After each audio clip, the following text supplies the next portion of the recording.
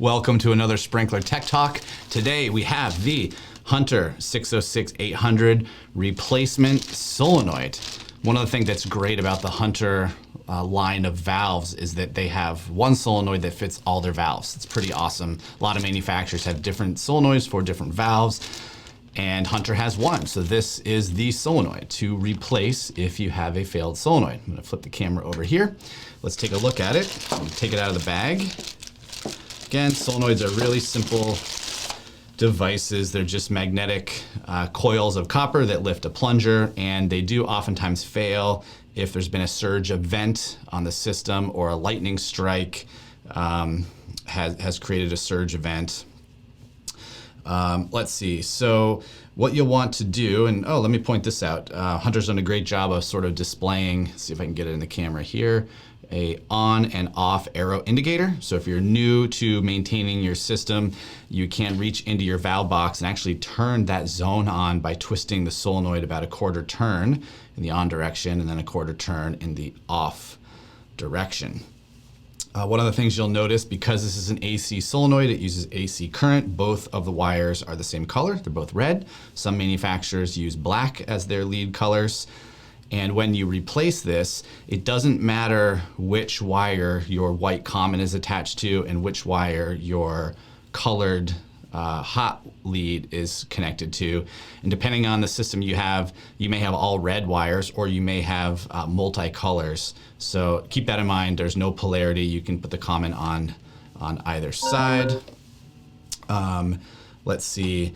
The solenoid is sort of all enclosed, meaning the plunger that's in here can't fall out. The O-ring is kind of sealed up on here, so that's not going to come undone either. And really what you want to do is just simply cut off the existing solenoid that's failed. Use brand new wire connectors, I'll talk about that in a second, and then thread this solenoid right back into the valve and then make your new wire connectors. It is important that you use new wire nuts or waterproof, water-resistant wire connections, and you don't reuse the ones that are on your solenoid that you're replacing.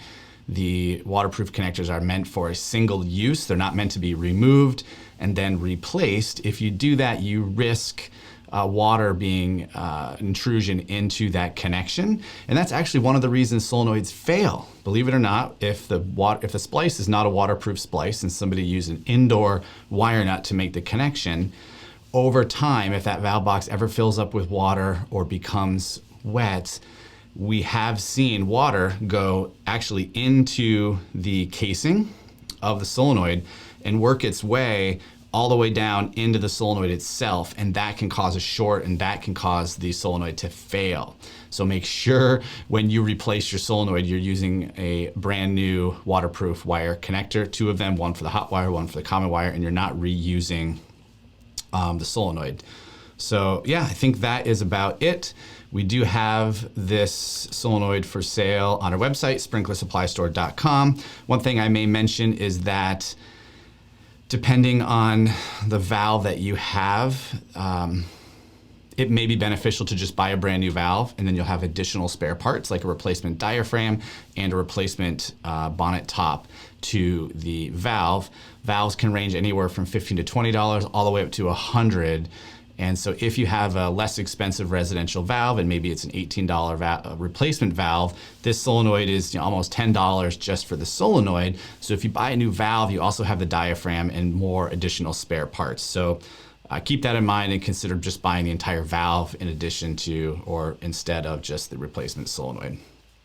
I think that's about it. We're here for you by phone, email, and chat. If we can help you with your Hunter sprinkler system or any of your sprinkler irrigation needs, feel free to reach out to us anytime, and we are happy to help. So until the next Tech Talk, happy sprinkling, and we'll talk to you then.